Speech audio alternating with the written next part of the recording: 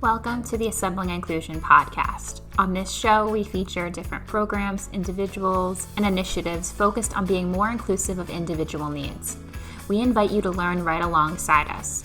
If you want some additional resources or access to our courses, please visit our website or follow us on social media. But for right now, let's get right to the episode.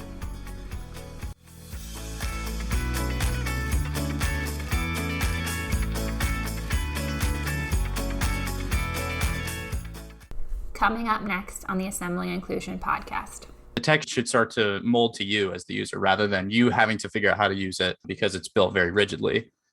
So it will learn your face and your face expressions, your body and your body gestures and your voice and voice commands. Today on the show, we're talking to Alex Dunn, founder of Enabled Play, which is a platform that is a combination of devices and services that can help make gaming more inclusive. In our conversation, we talk about how Enabled Play has started and has been successful as a way to make gaming more accessible. However, its reach has extended beyond that. We talked about the impact that it's had on computer science, in schools, and in speech therapy programs, and even in workplaces. I'm excited for Enabled Play to kick off our very first season because the product has really demonstrated how you can start with one problem, but it could help to solve a wide variety of other problems that exist. So, without further delay, let's dive right in and learn more about Enabled Play. Hello, and welcome back to the Assembly Inclusion podcast. I'm here today with Alex Dunn, who is the founder of Enabled Play and also the Chief Product Officer at Voicify. Alex, welcome to the show. I'm so excited to have you join us today. Yeah, thank you so much for having me. It's great to be here. So first of all, can you just start off by explaining what is Enabled Play for our listeners? Enabled Play is basically a set of devices and services. It's more or less a platform that enables people, pun always intended, to use sort of whatever's at their disposal to play games, to control their programs, to be more productive and work and so on in new ways. Essentially, it's a device that you plug in. It acts like a keyboard or mouse, like you would plug into any other computer or game console or something like that. And then it lets you start using offline voice commands, face expressions, body gestures, virtual hotkeys, macros, and all that sort of thing to control your computer. So it can help with a lot of automation, but it was built for people with disabilities to be able to participate in a more inclusive way with technology where there's sort of a gap before. And I'll get into the technical logistics with you in a little bit, but before I dive into that, I was wondering, what was the inspiration behind starting the platform? I always like to know what got people motivated to do this. Yeah, there's a whole long story to it. I'll try to cut it up a little bit, but I have a member of my family who lives with disabilities. And it actually started because me and some of my siblings were trying to play Minecraft with him. He's sort of like pre-teens, like early teens. So to give you an idea of his age. And what we sort of noticed is that he had a hard time with managing like a lot of inputs very quickly. And so he couldn't basically keep pace with some of us, which could be frustrating at times and sort of made him want to stop playing with us. And it's not because he didn't have the cognitive ability to jump in and understand what was going on, but it's because the sort of like rapid, fast inputs and things like that those of us who are able-bodied can do very quickly, some faster than others, sure. But like generally speaking, that to me was sort of like an interesting challenge. I was just like, why is it that like just a game controller is not accessible? So I actually sort of started on a journey to kind of solve that problem in a couple different ways. And what Enabled Play is certainly not the first iteration of attempting to solve that problem. I went through a few versions of trying to create different machine learning models that could learn how to play a game for you and try to like help sort of offset some inputs and things like that, all the way to like detecting like different music that's playing in a game to start offsetting things. And I spent more time than I should have pursuing some of those things. And you know what ended up sort of coming about with Enabled Play was applying what I actually do with Voicify, which is voice and conversational AI, and trying to turn voice assistant technology into something that could be an input. So doing speech recognition and turning that into commands. So you could sort of like say what you wanted your person to do in a game. And it ended up sort of growing into more and more inputs. The more that I worked with people with disabilities to understand what their challenges were as well, the more that I sort of got to understand that. But even things like voice commands are great and they're a nice tool to offset other inputs. There's still so much more you can use. And that's why my angle with Enabled Play in solving the problem is I'm not the only person out there building assistive tech. There's tons and tons of amazing people out there doing it. But my angle is a little bit different, I like to think anyway, which is that the tech should start to mold to you as the user rather than you having to figure out how to use it because it's built very rigidly. So it will learn your face and your face expressions, your body and your body gestures and your voice and voice commands. And now folks are even using it for things like speech therapy and occupational therapy, even for nonverbal students who are able to sort of play games when they're going through their therapy sessions and practicing things. Even if they can't sort of pronunciate a full word, it can start to detect the difference in different vowel sounds. So the ooh, ahs, and e's even. And sort of, it's grown from there. The inspiration started with my family and has turned into a sort of continuous inspiration as I see and work with more and more people with varying different disabilities and in very different sort of different ages and groups and parts of the world too. I love the point you made about you shouldn't have to fit to the tech should fit to you. Yeah. My background was special education. And so I come at it from a learning perspective of, I hated having to fit the curriculum to this. I didn't think it was fair to have to force the student to do this particular curriculum. We should be adapting for them. So when you said that, that was perfect. it's speaking of like the education side, the devices were built originally for gaming. Like that was the original problem they set out to solve. And it's one of those things where you solve a sort of acute problem and you find that your solution actually helps in a lot of other ways. So I was actually presenting at a conference down in Kansas City and was approached by someone who was also a software developer who was like, this is like way more useful than gaming. She's from Nevada. She was saying that there are students in the Nevada school districts that have a hard time going through special education into things like CTE programs or any computer programs, like computer science programs, because computer labs are not accessible for them. The programs they use are not accessible, or even if they can use them, they can't move at the same rate as their fellow students. And I sort of dove headfirst into that problem more so than I even have gaming lately. And what I found is that it is such a low level issue right now that we start introducing tech at earlier and earlier ages and more in school. When I was in school, I got in trouble for like pulling my laptop out to take notes because I have this big beefy laptop. But now I tour middle schools and high schools, and some of them will have either like rentable Chromebooks for kids to take notes, or kids can bring their own, or they'll have iPads, or even and sometimes they'll use their phone for taking notes. But point being, we introduced that tech at earlier ages. And in doing that, we're setting up those students for success because technology drives a lot of our lives in the Western world anyway. And we do that at an earlier age so that they can accelerate even faster.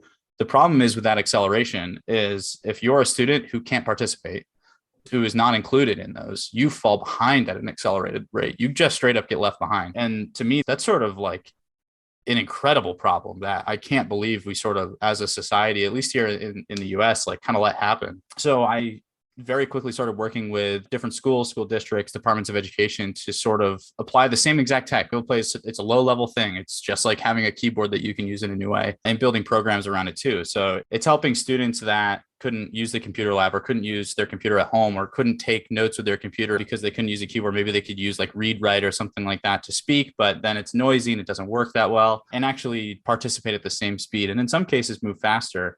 And the sort of beautiful thing that came out of that is that it's not just the devices directly helping the individual students, it's the computer science programs that some schools are starting to build around it, where students going through CS programs are now also building on top of the platform for their fellow students and learning the value of applying technology to real human problems rather than building business apps or just building applications and programs in general. So it's been a really interesting journey in the education space for sure. And I think it's probably the best application for enabled play, more than even gaming in some cases. That's something I hadn't thought about before. And when I came across your platform, it was like a light bulb moment. I was like, you're right. It's not accessible to be able to learn to code and program and all these things that if you're not necessarily able to do that on the computer, that could be extremely difficult. So I think that's why I was initially really drawn to your platform. I was like, oh, wow, this is really interesting. And before I get into the technical aspects of it, you had mentioned on, I think it was a thread on Twitter for global accessibility awareness. And you mentioned it briefly a few minutes ago about the fact that you were using it with speech pathologists, you had said. Can you speak to exactly how that works with the platform? So there's two sides to it. There's the nonverbal speech recognition, and then there's also the face expression recognition. Now, I'm not a speech language pathologist or a speech therapist or anything like that. So I'm speaking to what the folks that I've worked with can tell me and how I can translate it. But a lot of the different therapy sessions and the practice and the work that the students put in, is enforcing new muscle movements and using new muscle groups in new ways in order to be able to do like chewing and swallowing more easily, and in order to be able to start to create different word sounds from the beginning. And everyone's at a very different level. Obviously, everyone's very unique in those aspects, but the sort of tech level and how Enable Play works in those sessions is that rather than just sort of doing a monitored exercise to go through and target a specific muscle group or target a specific movement, they gamify it. So they'll take the student to a computer and set up a game. And basically what you do with Enable Play is you do those vowel sounds as different inputs, and you do the different expressions. So Enable Play can detect things like teeth gritting, a mouth opening and closing, a kissing or puckering face, which are all very different movements that they try to target anyway. And so when you use those to control a character in a game, you actually make it something that's fun and repeatable and that the student or the client or the patient wants to do. And it's also something that now parents can take home and do, where otherwise they'll go into the sessions with the therapist, they'll put in all this work, and then they might have to wait a few days or a week or even a few weeks for some people, and they lose progress. These are all things that I've been learning just from talking to different SLPs and OTs as well, just about the issues they're having in helping students and turning something in that aides can help with and parents can also help with at home, and it's fun for the student, has been like just invigorating for me to watch, because it's not what I originally built it for, but it's something that I build for now and can continue to develop features and new things to detect. Basically, it turns into just playing games with different muscle and mouth movements and different voice commands. I could see that being super engaging too for the students. Just, I mean, because everything's so repetitive and having to practice over and over, but when you're doing it in the context of a game, it's a little bit more enjoyable that you're practicing. Yeah. And I think that, especially in schools, the biggest problem tends to be that there's not enough time. I like what you had said, you can give it to like a paraprofessional or an aide, and you could say it's already built. Just monitor them while they're practicing. They can practice at home, so there's a nice carryover. So if we could dive into the technical side of it for a second. So if somebody wanted to get started using Enabled Play, for whether it's for gaming or for the classroom, what would they initially have to do? Yeah. So if you're an individual, you buy a device, you can just buy them off the website, enabledplay.com, and we'll ship them to you. And then it's basically, you plug it in via USB to your computer or your game console, and then you download the mobile app. So it's on Android and iOS, and that's where you configure the device profiles, which is essentially what you do to choose, like, if I say this or do this, it should do this on the computer. Move your mouse, click this button, hit this key, or do a chain of events called a macro. And from there, you just assign it to your device and you can start sending commands. So it can send the commands to your device from your app via Bluetooth or via an internet connection. And when you connect to the internet, you get auto updates as well. So as like new sort of inputs are supported, as new expressions are supported, new languages for voice commands are added, you get those updates automatically. But basically, it's a nice little mobile app with large touch target buttons, and it's sort of step-by-step, make your profile. And from there, you tell it what you want to do. So if you want to start the microphone, it'll start listening on the device. So the device itself has the microphones. All the speech recognitions run offline. If you want to do expressions, it can use your phone camera, which again is all run offline. Your video is never streamed anywhere. Everything is running either in the app itself or directly on the device. And you just combine the different inputs that you want to use. There's also things like tilt controls. So you can use like your phone or tablet to tilt and almost treat it like a mouse moving around, or to like trigger certain commands. And you can use also virtual buttons or hotkeys is what they're called, which is essentially you just add them to your profile and it turns your tablet into this big grid of different buttons that you want to press to also do things. So really great for people with fine motor issues, but have enough gross motor control to be able to like press a large sort of surface area button and have it do a number of things. That's basically it. You turn the profiles into whatever you want to control and you personalize from there. You can share them with others too, or use like some of the official ones that we use with partners to sort of get kickstarted. So you don't have to do everything from scratch, and then just keep personalizing. And it starts to learn from what you do and how you control it. So it gets smarter over time too, which is really cool. There's a couple different commands you had mentioned. Is there like a limit on how many different commands you could have for a profile? I mean, technically no, right? So you could have like, there's over a million different voice commands you could apply at once if you wanted, in multiple languages too. For expressions, there's right now 18 different expressions that it can detect. It can detect eyebrow raising, mouth opening and closing, mouth sort of smiling or gritting, that puckering, head tilting and turning in 12 different directions, and sort of leaning back, leaning forward, leaning side to side, and like ducking and rising as well. And then there's in terms of the limit for like hotkeys, it's however many you can reasonably fit on your phone screen before the buttons get too small. And for tilt controls, there's 4-way directional plus shake detection. I've noticed that as a favorite of students is to just shake their tablet to like backspace in their Word doc or something, sort of like furiously erase what they wrote. In terms of what it can output, the limit is essentially all the keys that can be on a keyboard, all the buttons that could be on a controller, the 3 different mouse buttons, left click, right click, mouse wheel, click, and then mouse movement. But essentially like what you want to use as an input, there's an infinite number. And you can combine all of those at the same time. So like if you want to use voice commands and face expressions, do it, right? You might not want to use like mouth open and close while you're using voice commands because it might trigger while you're talking, but you can if you want. That's nice that the students can kind of then figure out what works best for them. Exactly. I love the shaking to go to backspace. And that makes logical sense too, right? Because you want to get back to where you were. The one thing I sort of thought of is like, oh my gosh, what are they called? Where you sort of like twist the 2 different dials and you can like draw shapes in like a linear way. Etch-a-sketch. It's like erasing an Etch-a-sketch because you can sort of shake to erase it, but it's like erasing what you wrote on a computer. Oh, one other thing, by the way, is like I mentioned voice commands. I totally forgot about this. So there's also dictation mode. So you can control like what words you want to use like to start dictation. So for example, you can use voice commands in like a PowerPoint or like a Google Doc or anything like that and say like, oh, save, right? If I say save, it should do Control S, but then I can also say type and start saying what I want to type. So I could say type the quick brown fox jumps over the lazy dog, save, and it'll type out all that and then save it too. So you can sort of mix like the dictation plus voice commands again, plus face expressions, still controls, hotkeys, all that good stuff all at the same time. Oh, that's really nice. Sometimes with voice typing, people get frustrated if it's set to a certain word and it types that word for them. So I like that you can mix and match and pair those voice commands along with the dictation and still have it be like a seamless process. You were just talking about the possibility of like if you were saving and working on a presentation or a document. I think it was on, I don't remember if it was your website or on social media, but I saw there was a video, right, of the person controlling the PowerPoint presentation using it. I've done a couple of really cool examples of that. One, whenever I do like a conference talk about it and I'm like showing off the live demos at the end, I sort of reveal to everyone that I've actually been controlling my PowerPoints that way the whole time. They're like, oh my gosh.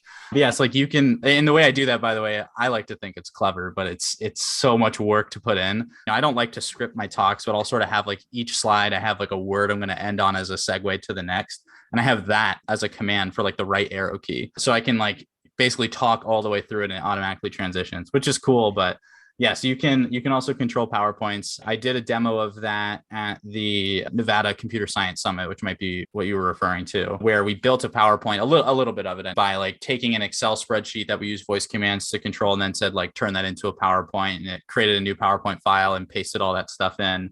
And then I said, start presentation, and it can start the presentation. Then from there, you can say next, or use like head turning and tilting to like control the direction of the slides. So yeah, there's a ton to be able to do. And there's some like fun immersive things to do with it. Like if I wanted to swing my arm a certain way and have that move my slide to the next one, there's some cool things you can do with it for sure.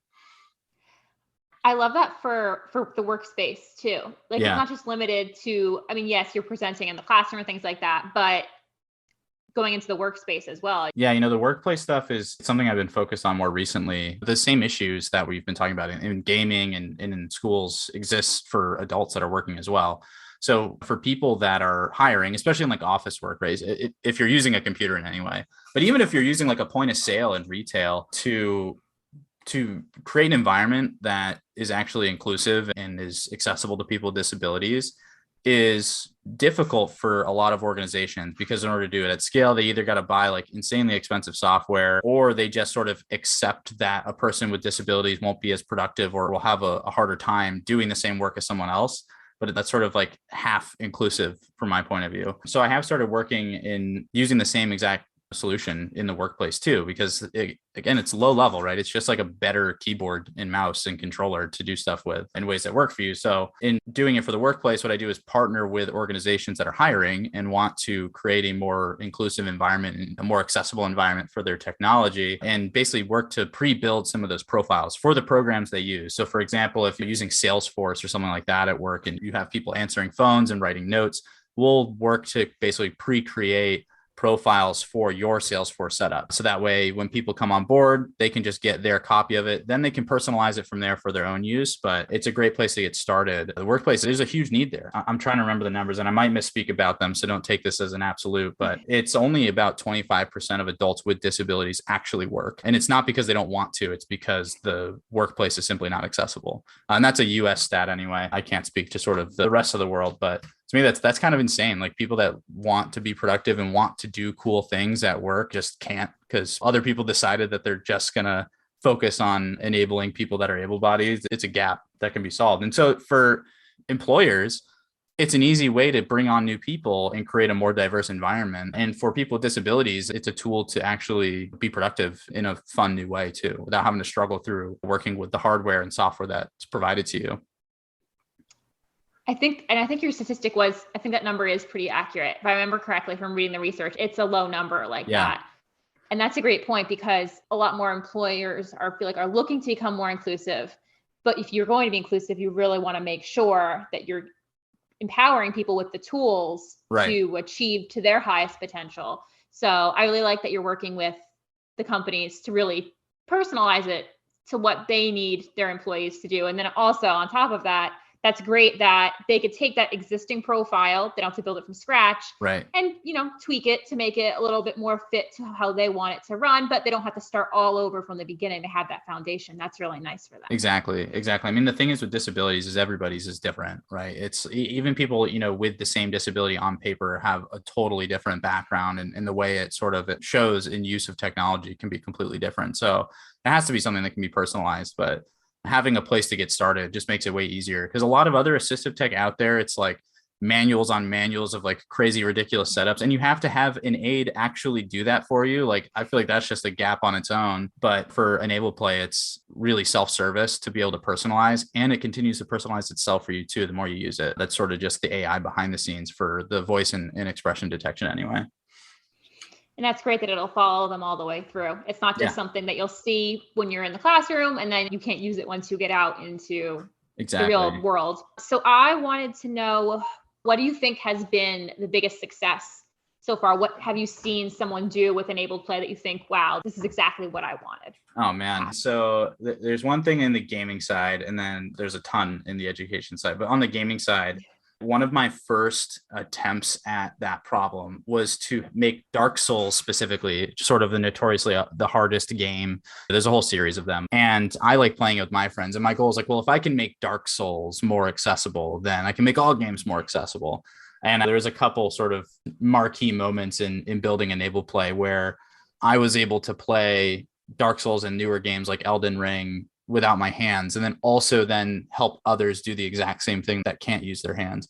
That for me was big. So I was like, wow, we really are solving the actual problem. Like the original problem of like hardest game is not playable by certain people because of a disability, and seeing that become something that we can overcome. And then in the classroom side, it's been getting feedback directly from students or from their parents, and seeing not just the excitement from the student who's using the devices, but from their students around them sort of rallying around the ability to do more with it too. That was something I didn't expect to see, especially thinking back on my high school days where everyone's always angsty all the time. Seeing students happy to help and excited about it while helping solve the problem, that was sort of big for me too. It's truly becoming more inclusive then, because you have someone who is able to do something now that they weren't previously able to, even if they had it within themselves to be able to do it, but they didn't have the tools to necessarily execute it, and then having the people around them also be supportive. What new projects or updates do you have in the works, if you can share any? Oh my gosh, there's a ton. The roadmap is pretty solid for the next year at least. So a lot of my focus right now is on new inputs and new outputs is sort of always the thing. So learning from more people who are using the devices, like what else could it do for you? I'm being able to provide updates in real time. So more face expression detection. There's a lot more to do around the mouth mouth and jaw muscles, especially in speech therapy, that can be useful to others as well. More languages and regions. As I've started to work with people in like Germany and Austria, adding support for those languages for voice commands as well has been an interesting challenge. Dutch too, especially then heading into other languages that are not Latin based as well, continue to create a fun challenge. And then it's a lot of working directly with schools in departments of education. So creating new programs around them. We have a partnership program already to do those things, like I mentioned with the workplace, but the same thing for schools and like pre-building profiles and getting you set up and custom support and all that. But it's going beyond that. It's a new content, new samples, new profiles out of the box. Partnering with game developers to build official profiles for their games too, so that people who want to use Enable Play to play those games can jump right in as well. Same solution to the same problem like we talked about in the workplace and in schools, but also for gaming. And then also new apps. So there's going to be a new Windows and Mac app as well. It's not just going to be on mobile, which the really cool thing with that is if you're using Windows machine, you can use, for example, your webcam on your laptop or your desktop or anything for face expressions, and then also use your phone for hotkeys and your voice commands all at the same time. So it's like unlocking even more things to use together. But those are sort of the main things. Lots of new profile sharing and official profile stuff, lots more in schools, gaming in the workplace, and new inputs and new outputs. That's a solid plan. Oh, yeah. Going forward, I think there's a lot going on, which is great. That seems to be one of the amazing things about your platform is that you started on one problem and then really uncovered how it could be beneficial in so many areas. So I'm really excited to keep following it to see what other new ways people start using it. I think that's going to be really exciting. Awesome. Yeah, I really can't wait. It's literally what I live for is seeing people use them in new ways and seeing them solve problems that I didn't even know existed. It's amazing to see every time. Well, Alex, I want to thank you so much for joining us on today's episode. And I really appreciate you taking the time out of your busy schedule to talk more about enabled play and inclusive gaming and education with us. Yeah, well, thank you so much for having me. I'm always happy to talk about enabled play and what we're up to. So I really appreciate, having me on the show.